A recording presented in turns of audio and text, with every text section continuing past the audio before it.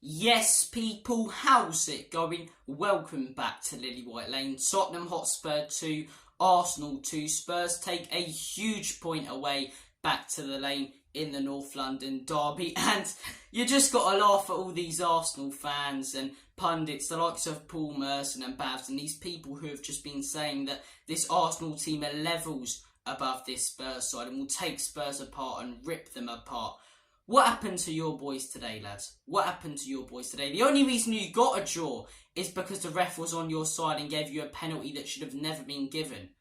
To be fair, Nketiah should have been sent off as well. Every decision went Arsenal's way. The crowd were behind them, but they couldn't get the result against Ange Postecoglou's Tottenham. You all thought we were going to head into this game like Bielsa's Leeds. Gun-ho football, crazy.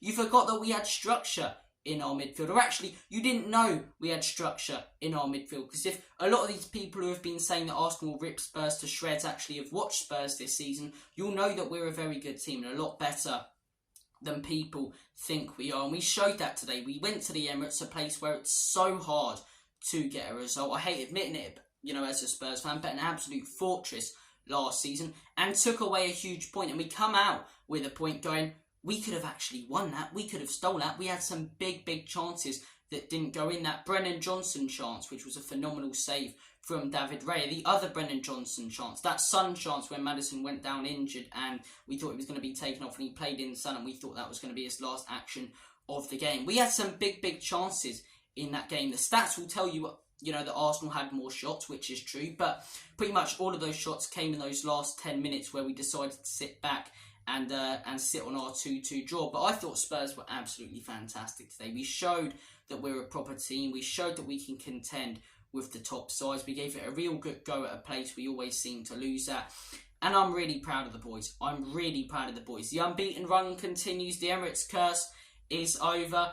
Yeah, it's a really good time to be a Tottenham Hotspur fan. And the fact we're coming out of that game going, we could have won that, or maybe should have won that. We had more possession, some fantastic chances. It goes to show the job that Ange Postecoglou is doing. And as I say, Arsenal should be winning this game. Arsenal should be winning this game. You're at home in the North London derby 4 years into your rebuild with a manager who spent 700 million and has all the players he wants in his side. Tottenham Hotspur are 5 games in to their rebuild, 6 games after today's North London derby. And you could argue they were the better team in that game. You could argue in that second half, Spurs should have went on to win it. Apart from those last 10 minutes in that second half, we dominated it. We dominated that second half. Look, let's go through what happened. I predicted a 2-2 draw, so I was correct with that. But I also predicted Arsenal would come out, make a fast start, be the better team, look sharp. And they were. They had a couple of big chances to start the game off. That Jesus chance, which was a fantastic save from Vicario, who showed how good he is today with his distribution and shot stopping. They had another big chance as well. And then the goal did come.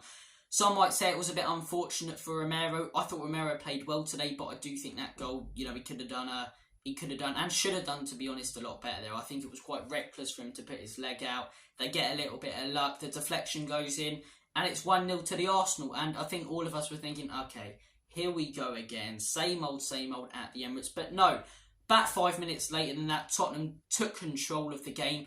That big Brennan Johnson chance, what a fantastic save that was from David Raya. We had some massive chances today, and then the goal, absolutely superb from Maddison. Saka, what makes it even better is the fact that Saka did his celebration and Maddison just completely ended his career on that wing, played in a beautiful ball to Heung-min Son, who banged it in. He scored 5 this season so far now, Heung-min Son. Quite impressive for a so-called finished footballer, but yeah, superb finish from Heung-min Son. Second half starts, I'd say, second half's quite even. After Spurs scored in that first half, you could have made the argument that we should have been 2-1 up, but second half starts quite even. Arsenal get the penalty. For me, that is never a penalty, and that's not a biased perspective. I've seen opposition fans who aren't Arsenal fans, and even a few Arsenal fans saying that probably wasn't a penalty, but we'll take it anyway. What can Romero genuinely do? It's a natural reaction. He's literally this close, right? This close. The ball's here, Romero's arm is here. It's like, what can he actually do about that? What can he do? But look, they get their little bit of luck, as they always seem to, this Arsenal team. The ref doesn't stick with his decision, goes with VAR as he's scared with the crowd reception, what it might be. Arsenal take their lead, good penalty from Saka. And after that, a minute later, I believe it was, brilliant response from Heung-min Son. Jorginho loses the ball. Would have it been a different game if Declan Rice stayed on the pitch? Yeah, it probably would have, but in my opinion, it also would have been a different game if Maddison and Son stayed on the pitch till the end of that game. I think Ange did a really, really good job in managing the side today, but I do think he should have left those two players on the pitch, as in those last 10 minutes we sort of sat back, and that could have gone completely wrong when we were in control. But Arsenal take the lead. Straight after, Jorginho, some horrendous, midfield work there. Brilliantly stolen by Maddison, who gets another assist, and Sonny with another goal. 2 assists for Maddison, 2 goals from Sonny. Both of those so far this season have been absolutely fantastic. And yeah, from about there till the 80th minute, we dominate the game. Then we make some changes as soon as we bring on Pierre-Emile Højbjerg into the midfield. Arsenal take control of the game. They aren't able to capitalise. They only really had one... Well, they didn't have any clear-cut chance. They were reluctant to put the ball in the box because they don't really have a striker. The closest thing they had to a good chance was that shot from outside the box, which was a really good save from Vicario. And yeah, the game ends 2-2. We could have won it. But yeah, we've really shut up some Arsenal fans there, and it makes me really happy. I don't want to hear it from Paul Merson that it's a derby, it's an okay result, we move on, people expect us. Hang on a second. Paul Merson said Arsenal would absolutely rip Tottenham to shreds. Darren Bent said that no Spurs players would get into that Arsenal 11.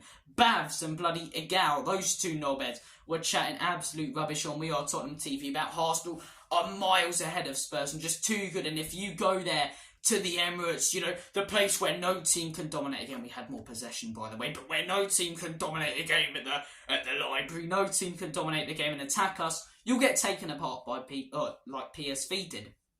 I said in my match preview, I've said it to my Arsenal mates, we're not PSV, lads. We're not PSV. We're not going to get taken apart.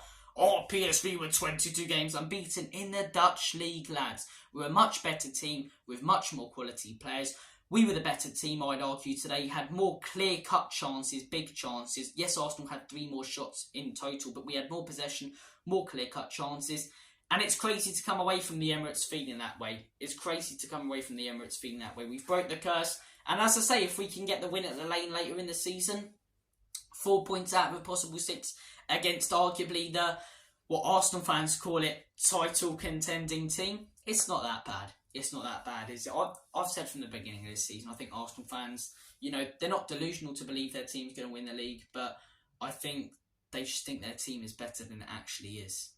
It should be better than it actually is when they're 4 years into a rebuild and have spent 700 million. But City will absolutely run away with the title today. Second place is up for grabs between Liverpool and Arsenal. We've got Liverpool next. If we can beat Liverpool and we take 7 points out of Arsenal away, Liverpool at home and Man United at home, that's superb. But look, that's 2 big 6 clubs we faced. Brentford, I know they lost yesterday 3-1, but a hard team to beat at home normally.